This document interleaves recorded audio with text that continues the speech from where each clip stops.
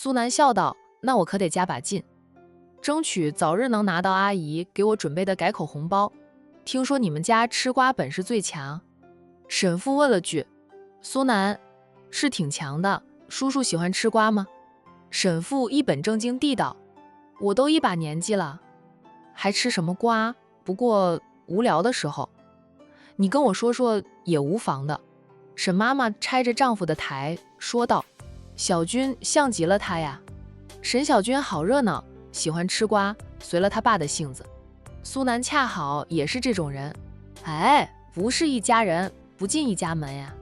沈小军怕他不在场，父母不知道会在苏南面前说他的糗事。挑了一个早上都没有挑好的衣服，瞬间就挑好了。匆匆忙忙的换了衣服，抓起手机就往楼下跑。姐，你注意点形象啊，南哥在楼下呢。沈晓峰提醒着姐姐别用跑的，要斯文一点。好不容易有个优质男对姐姐痴心不已，姐姐要是不注意点形象，吓跑了苏总，他就得拼命工作赚钱养姐姐一辈子了。沈晓峰觉得自己比姐姐年轻几岁，却要为姐姐的人生大事操碎了心。沈小军回头说了他一句：“在他面前，我们都没有隐私，何必再装？”想到苏南的真实身份，沈晓峰忽然有点小紧张。南哥是不是把他的老底也扒光了？苏南，放心吧，我只喜欢扒你姐的底细，对你没兴趣。他顶多就是摸清沈晓峰的脾性及喜好，然后投其所好，让沈晓峰站在他这一边。只要他攻下了未来的小舅子，未来的丈母娘就离抱得美人归不远了。那现在呢？看来未来的老丈人也很喜欢他呢。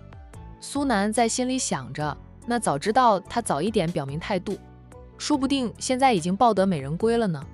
苏南过来是以沈小军男友的身份，陪着他一起去张家吃饭的。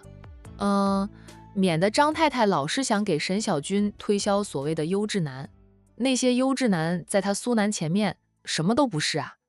苏总借一步说话。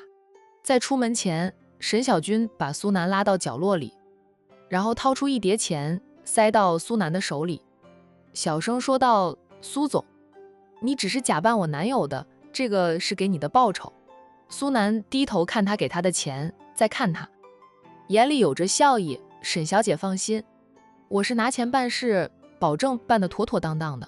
他把钱往裤兜里一揣，然后就环搂上沈小军的腰肢，笑得像只狐狸。亲爱的，我们走吧，别让你爸妈久等了。拿人钱财，替人消灾，我既然拿了你的高报酬，不表现得好一点，都对不起你给我的报酬。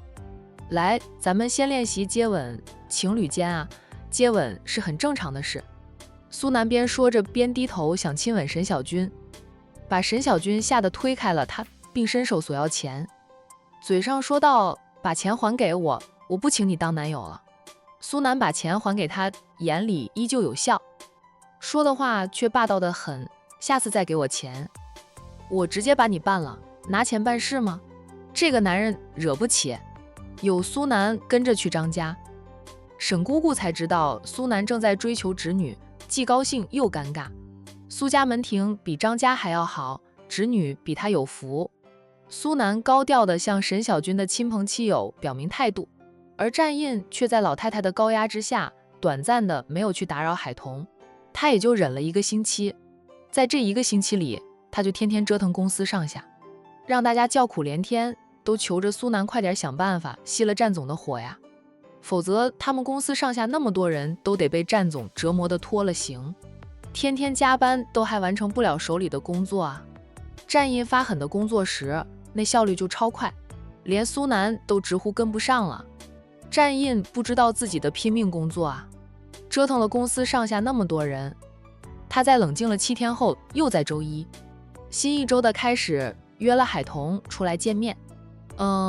经过1周的休养，海童手上的伤也好了很多，至少不再影响他开车吧。战役约海童在管城大酒店顶楼的总统套房见面，海童带着洋洋来的。小家伙今天跟着他姐姐的店快要装修好了，最近几天特别忙，姐姐没时间照看洋洋，才把洋洋托给她照看。大少奶奶啊，阿七带着同事站在酒店门口等着海童，见海童抱着洋洋下车，阿七迎上前去，恭敬地叫了海童一声大少奶奶。你们大少爷在哪里？大少爷在顶楼等着大少奶奶，大少奶奶跟着我们走就行。阿七等人呢，恭敬地迎着海童进酒店。数分钟后，他抱着洋洋走进了装修的富丽堂皇的总统套房。战印背对着门口，站在窗前，房内有着浓浓的烟草味。鲜少会抽烟的战印不知道抽了多少的烟。海童看到茶几上的那个烟灰缸丢着很多烟头，茶几上也放着一个黄色的文件袋子，袋子鼓鼓的，不知道里面放了什么。1个星期不见面啊，海童的情绪早已恢复了平静。一仗，洋洋先打破房里的寂静，听到洋洋的叫喊声，战印才转过身来，随即就掐灭了手里那根还没有抽完的烟。海童进来的时候，他知道他恰好在抽烟，所以他没有转身，不想让他看到他抽烟的样子。他不喜欢抽烟的男人，没想到他会带着洋洋过来。可不能让小家伙吸着2手烟。战印快步走过来，把茶几上的那只烟灰缸拿走，放得远远的，并把房门打开，想让新鲜的空气冲走房里的烟草味。海童就看着他做这一切。我就是无聊，抽了几根烟。你不喜欢，我以后都不会再抽烟。战印解释一句，他上前从海童的怀里抱过了洋洋，掂了掂后说道：洋洋重了点，彤彤坐。战印请着老婆大人坐下，海童一言坐下。我给你倒杯水。战印放下了洋洋，去给医生俩各倒了一杯温开水过来，还给洋洋拿了些小零食过来。之后呢，他挨着洋洋坐下来，看着海童好一会儿，他拿起了放在茶几上的那个黄色文件袋，递给海童，说道：彤彤，这个给你。什么东西？离婚协议书。战印，你做梦吧。海童抿抿嘴，接过了黄色的文件袋，说道：我以为你想通了呢。他打开了黄色的文件袋，把里面的东西拿出来，很快就明白他是什么意思了。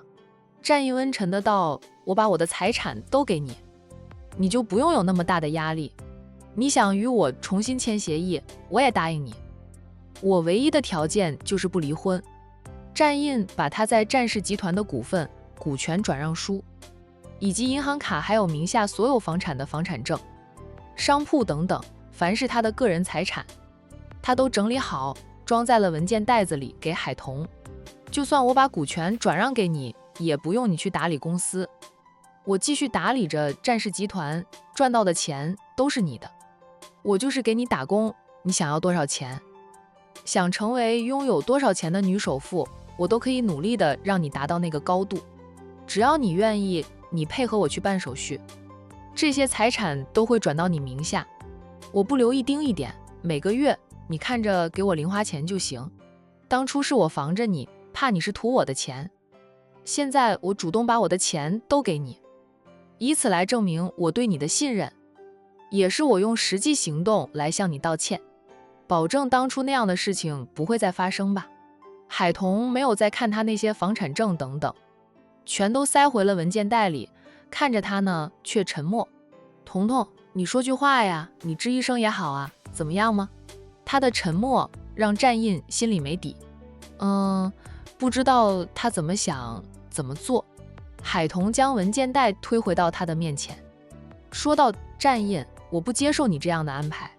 战印急了，他冲动地抓住海童的手，着急地问道：彤彤，你说你要我怎么做？只要你说出来，我能做到的我一定做到。你觉得我很有钱，你没什么钱，我们的差距太大，那我把我的财产都转到你的名下，就变成你有钱，我没钱了。我让我自己处于劣势的位置，你还不能安心吗？他是真的掏光了家底给他的了。战印，我想要的不是你的赠送，我不想依赖你，你明白吗？我是不想成为你的附属品，事事都依赖你。感情深的时候，他依赖他还没事，要是感情破裂了，他又依赖他依赖习惯了，到时候他会很惨很惨的。他们只有几个月的婚姻，以后的路还长着。他现在说他会爱他一辈子，一辈子那么长，他不敢相信他能爱他一辈子不变心。有些夫妻进入黄昏了，都还会感情生变离婚呢。他现在的决定是为自己留条后路。可我想成为你的依靠，一辈子的依靠呀。不管你遇到任何事情，你跟我说了，我都会帮你解决啦。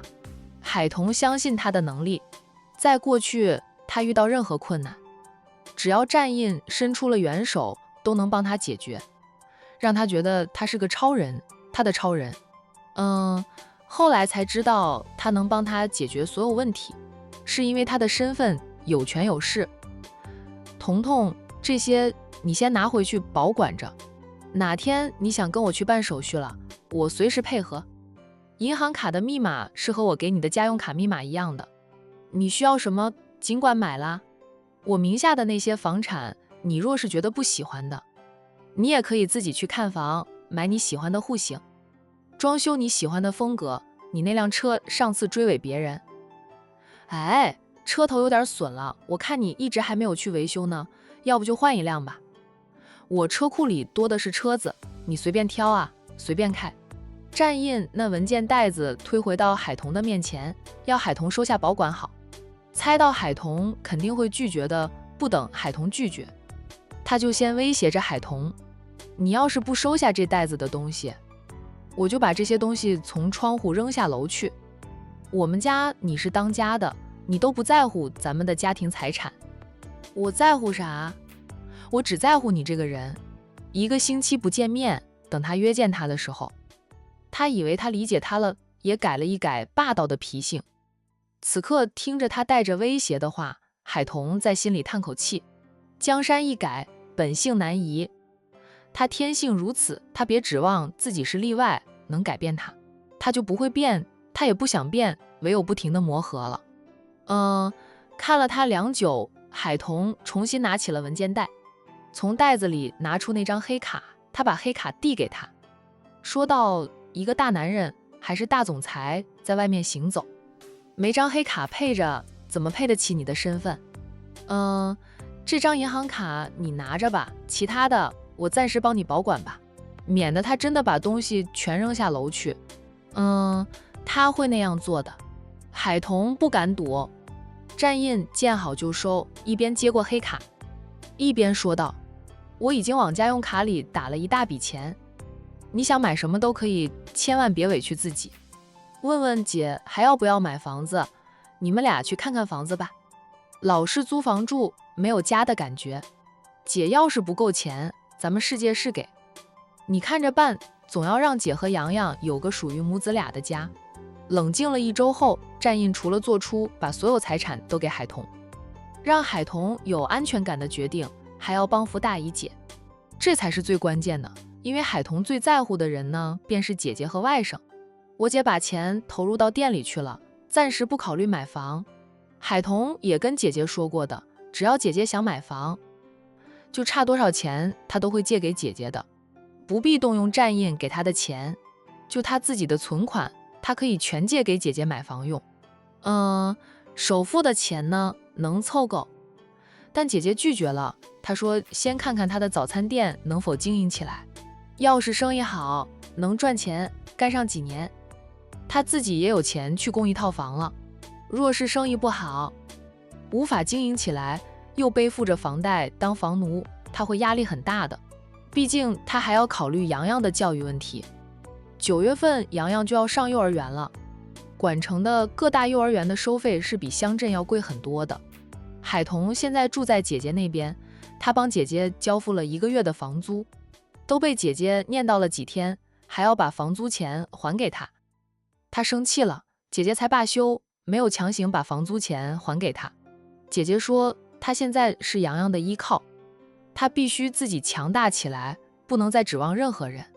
妹妹有钱能帮扶他一把，那是妹妹有情有义。可他也不能一辈子让妹妹帮扶他。还没有和周红林离婚时，海玲是没有任何的收入，才愿意接受妹妹给的生活费。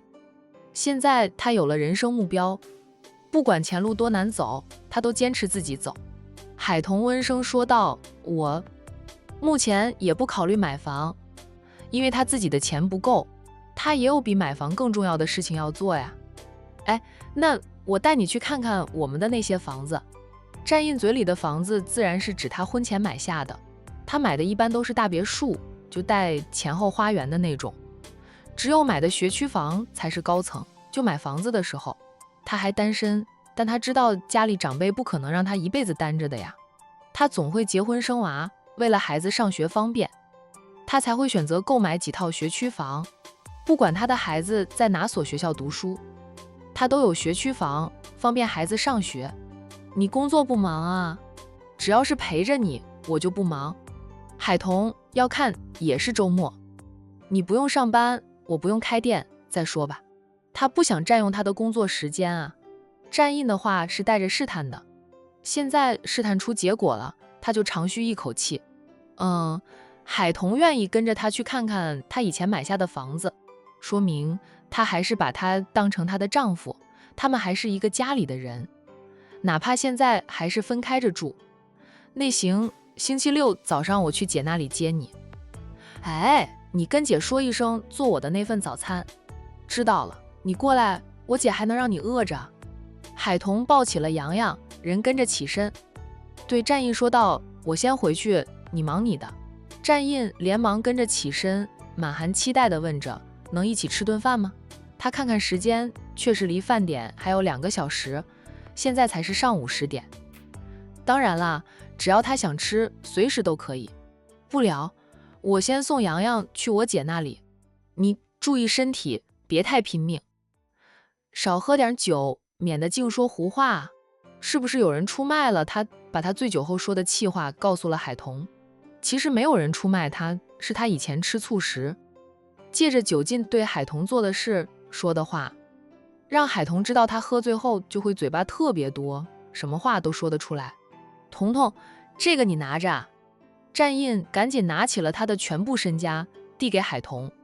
海童又与他对视了片刻，才接过了那个文件袋，然后抱着洋洋在战印的相送下走出豪华的总统套房。洋洋让我抱着下楼吧，小家伙重了点儿。战印接抱过洋洋，免得累着了他的老婆大人。夫妻俩呢，一起下楼。哎，你手上的伤快好了吗？好的七七八八了，我昨天能重新编织工艺品。年前接到的订单，因为手受伤无法交代，我和客户沟通过后，愿意等的。就保留订单吧，不愿意等的，我已经退款。大部分客户都是战印等人为他带来的，并不着急什么时候能收到货。故而退款的极少数都选择了等一等，别太累。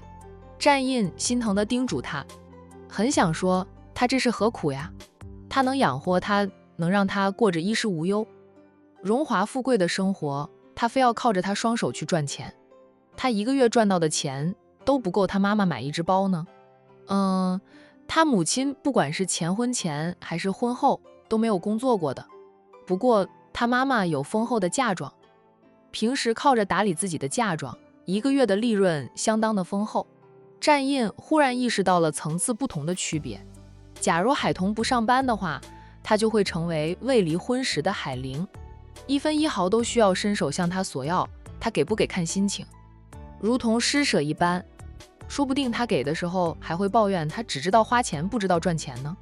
海童要是像他母亲那样生于豪门长于豪门，嫁与豪门，哪怕不上班，但也有丰厚的嫁妆能为母亲带来收益，让他始终保持着经济独立。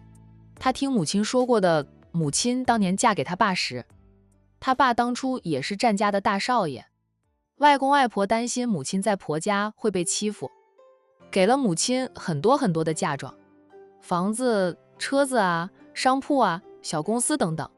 外公当年陪嫁给母亲的小公司，经过了几十年，早就被他母亲经营成为大公司，年入过亿。对于海童要求独立，要求他给他时间去适应，融入他的圈子。战印有所感悟，海童笑笑，我会自己照顾好自己的呀，你也是啊。战印已经很久没有看到过他的笑容了，此刻看到他笑，他忍不住伸手轻摸一下他的脸，眼底有着炽烈，声音都低沉了几分。彤彤，你的笑空像阳光，照进我的心房，暖和我那颗变得冷冰冰的心。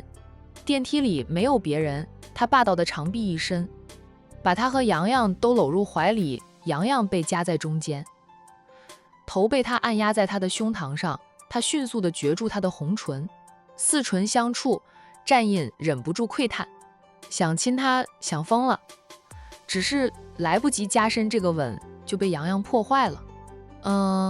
洋洋被小夫妻俩这样夹在中间，难受得起，自是拼命推拒挣扎，战印只得松手。若无其事地抱过洋洋，还一脸无辜样，问着洋洋：“洋洋，你怎么了？”洋洋看着姨丈那张一本正经的脸，数次张嘴，却不知道说什么，那副样子啊，逗乐了战印。他笑着在洋洋的小脸上狠亲了2下，笑道：“洋洋，姨丈真的很喜欢你。将来他和海童要是能生一个像洋洋这么可爱的儿子，他做梦都能笑醒。当然，要是女儿的话，他更欢喜。彤彤，你最近有没有去体检过？”战印想到年后他和海童造了几回人，想知道海童会不会怀孕。现在呢，夫妻俩都不提及他隐瞒份欺骗他的事，但彼此都知道他们还没有和好如初，因为他还住在姐姐家里。要是海童在这个时候能怀孕，战印觉得就是老天爷在帮他呀。孩子是夫妻之间的纽带，我又没什么事，我一般是1年才体检一次呢。海童没有悟出战印那句话包藏着的深意。你一般是什么时候去体检啊？暑假吧，暑假学生都放假了，书店没什么生意，闲得要命时再去体检，不影响我赚钱。她真怀孕的话，现在是3月，到暑假肚子都能微隆起来了，可她不愿意等到暑假呀，却又不能明着说，彤彤，我想知道你怀孕了没有，你去医院检查一下吧。说话间呢，电梯把夫妻俩带到了1楼。电梯门一开，海童抱着外甥撇下他就往外走。战印大步跟随，管城大酒店的人便看到了他们的总裁夫人抱着一个孩子快步走着，总裁则亦步亦趋，像总裁夫人的影子一样。海童抱着洋洋走到车子前，开了车锁，拉开车门，把洋洋放坐在儿童安全椅上，扭头对站在他身后的战印说道：“我先走了。”战印深深地看着他，好一会儿才挤出一个字来：“好啊。”瞄到他的车头，他又说：“换一辆车吧。”已经上车并把车子开动的海童按下车窗，对他说了一句话：“这是你送给我的第1辆车。”战印眼神深了深，他开车走了呀。他站在原地目送着他的车子远去。阿七带着保镖团远远地站着，不敢近远，看大少爷和大少奶奶似乎没有在闹，但夫妻俩却又疏离淡冷的，没有了以往的恩爱甜蜜。直到海童的车子看不到影子了，战印才招了招手，保镖团连忙上前：“回公司了。”战印低沉地道。阿七通知司机把车子开过来，战印上了他的那辆劳斯莱斯，在保镖车的簇拥下浩浩荡荡地回公司。那一边的海童就直接去了姐姐的早餐店。海玲的早餐店装修进入了尾声，需要的东西也买齐了，他在摆放那些桌桌椅椅，搞搞卫生，等吉日到了就开张营业。开门做生意的都很讲究，要挑一个好日子开门营业。早餐店的招牌任你11点也不高大上，但很接地气。这条街道已经有很多快餐店和早餐店呢。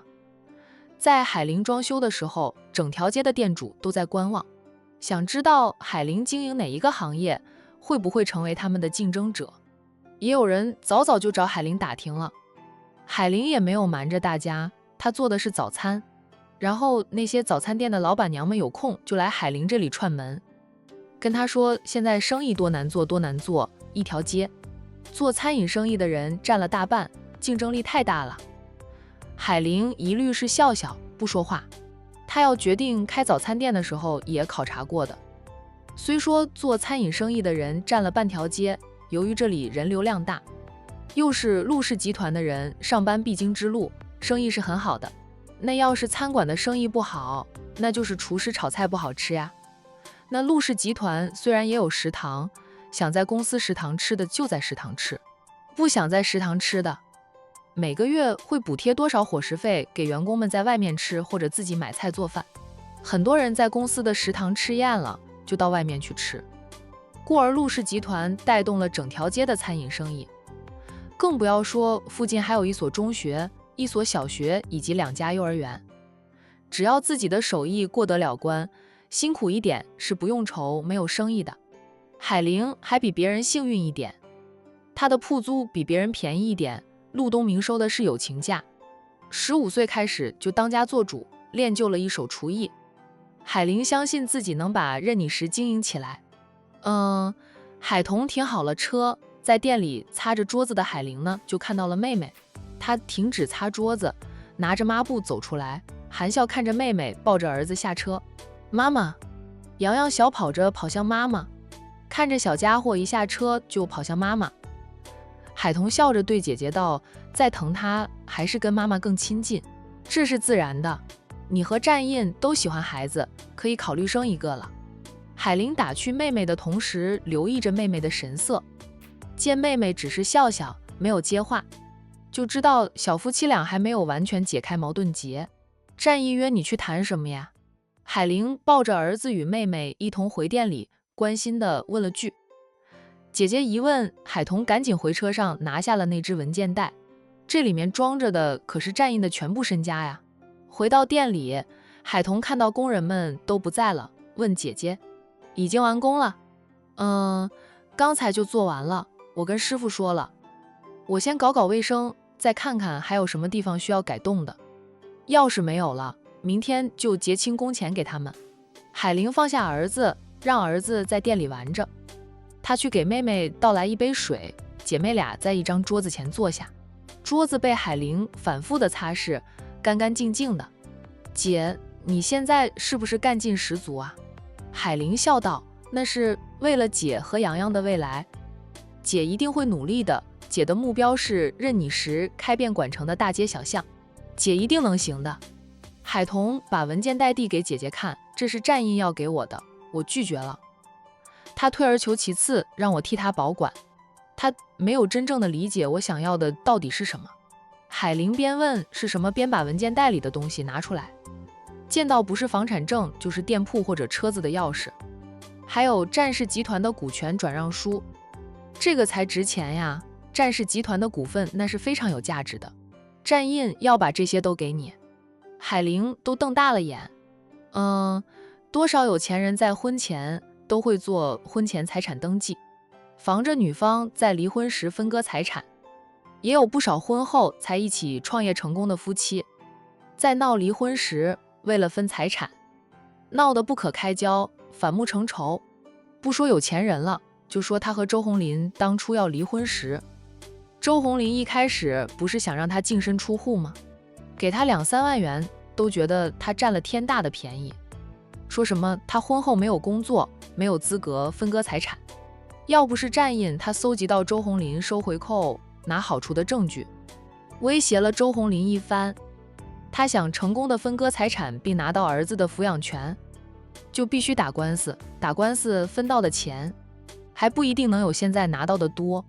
战印身家丰厚，但他为了让妹妹安心，甘愿把所有财产都转到妹妹的名下。他要不是深爱着妹妹，绝对做不出来。他给妹妹的不仅仅是财产，还有他深沉的爱。我觉得我和他的差距太大。他冷静了1周后做出了这个决定。他说他把财产都给我，他以后给我打工赚的钱都归我，他自己处于劣势了，那样我就会有安全感，不会再觉得我们之间有差距。他唯一的要求是我不能离开他，不能与他离婚。海童苦笑的道：“姐，他只看问题的表面，没有深入去想我们的差距到底是什么。他对我还是不够了解。”海玲说你们认识的时间有多长，就是你们的婚姻持续时间。他对你还不够了解，也情有可原。你也不敢说你对他完全了解吧？再给彼此一点时间。海玲拍了拍妹妹的手背后，就把那些房产证全都装回文件袋里，说道：“这么重要的东西，别放在姐的租房里。虽说姐找的房子算不错，但入住在同一栋大楼里的人很复杂，安全性不如明苑花园。你把这些拿回你和战印的家里去，买个保险柜锁进去，那样安全一点吧。这可是战印的所有身家呀。”海童沉默了片刻后说道：“我等会打电话给奶奶，把这些东西交给奶奶带回去，让奶奶保管着，他们家更安全一点。”也行。海玲没有意见，她问妹妹：“中午留在这里吃饭吗？我想去商家找一下大姨，可能会留在大姨家里吃饭。”“哎，去找大姨有事啊？”海玲关心地问道：“是不是有事要求大姨帮忙？”商太太是他们的亲大姨，在管城也是地位超然的人，但姐妹俩与商太太相认后，并没有打着商太太外甥女的旗号替自己讨好处，甚至还拒绝了商太太对他们的所有资助。他们认回了大姨，只是多了一门亲戚而已，对姐妹俩的生活没有任何的影响，也不会改变。海玲的前婆婆每次来找海玲倾诉的时候，都说海玲太笨，不知道让商太太给她一笔钱投资更大的生意，就算不投资做生意，让商太太安排她进商事集团上班也能拿高工资呀。还让海玲跟商太太说帮周红林安排工作呢。周红林老是回家里跟父母说他的工作快要保不住了，周母不就心急的想让海玲让商太太给儿子安排工作。那海玲呢，听着钱婆婆的诉说，是左边耳进右边耳出，只听不说。我想借着大姨的身份涉足上流社会那个圈子，看看我能不能适应，能不能融进去。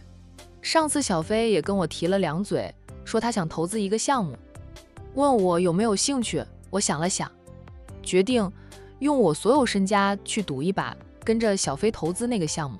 他和战印不可能离婚，战印不放手，他根本就离不了。那既然无法离婚，他只能迎风而上，不管风浪多大，他都必须面对，必须承受，那是生活对他的考验。我努力过了，不管结果如何，我都不会再后悔了。要是没有努力过，直接就放弃，我肯定会后悔的。海玲说道：“你决定了就去做吧，姐支持你。彤彤加油。”海童笑与姐姐击了击掌：“姐，我们一起加油。你要去大姨家里，赶紧去。大姨这个时候应该起来了，你过去正好赶上，否则大姨出门了，你又要等。商太太这种贵妇人，每天都有很多节目的，我带着洋洋去，免得她吵着你。”海玲笑道：“行。”她就乐得轻松。海童在姐姐的店里喝了一杯水，便又带着外甥离开，前往商家别墅。海玲在妹妹离开后呢，关上了玻璃门，然后在附近跑步。为了减肥成功，她依旧坚持每天跑3次步。有时候没空跑步，她就抽空在店里跳绳，反正坚持着运动。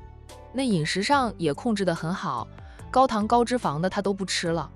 现在她的体重已经减到了150斤，她的目标是100斤，还需要再减去50斤。再坚持，她就能恢复了标准的身材。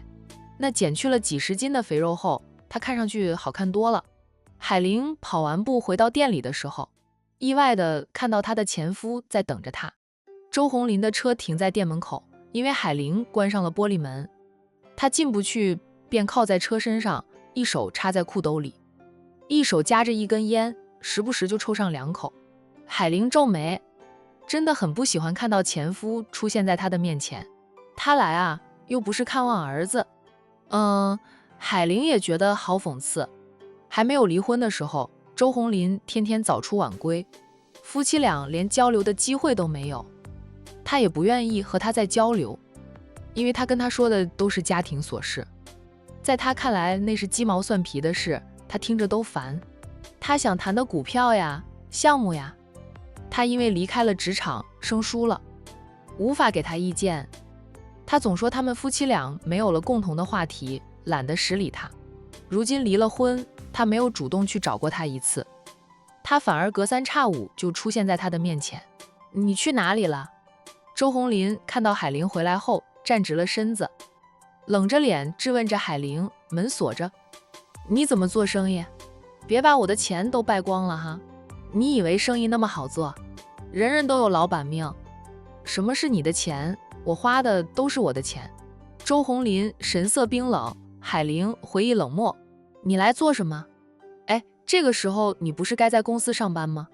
周红林，我们已经离了婚，请你不要老是跑来打扰我平静的生活。你老婆知道了，又会跑来指责我抢她的男人。啊呸！她就算余生都当单亲妈妈，也不会和周红林复婚的。在一个坑里被坑过了，她没有傻到再跳进同一个坑里。我他妈的被你害得失去了工作，老板把我和佳妮都炒了鱿鱼，还不给我们1分钱的赔偿。因为老板是炒他鱿鱼的，周红林想让老总赔偿，老板直接甩出了海玲当初拿来威胁他的那些证据，让他无话可说。老板还骂他，说他得罪了战总，害得他们威浩电子公司遭到了战氏集团的打压报复，才是近段时间订单流失的主要原因。如果威浩电子公司不把周红林和叶佳妮炒鱿鱼，到最后会连公司都保不住。周红林早就知道自己工作不顺，是战印整治他的了。他也知道自己在威浩电子公司待不久的了，但他没有主动离职，等着老总解雇他。在合同期内，老总是需要赔偿他夫妻俩一笔钱的，只是老总手里有了他对不起公司的证据。老总说不向他索赔就不错了，他还想反过来让公司赔偿他，那是不可能的。海玲，你够狠，离婚分走我大半的财产，再让我失去工作，最毒妇人心，我是见识到了。你就是个毒妇，我跟你离婚一点都不后悔，我只后悔没有早点和你离婚。要是在海彤还没有嫁人时，他就和海玲离婚，说不定损失没那么大，他也不会遭到战印的整治。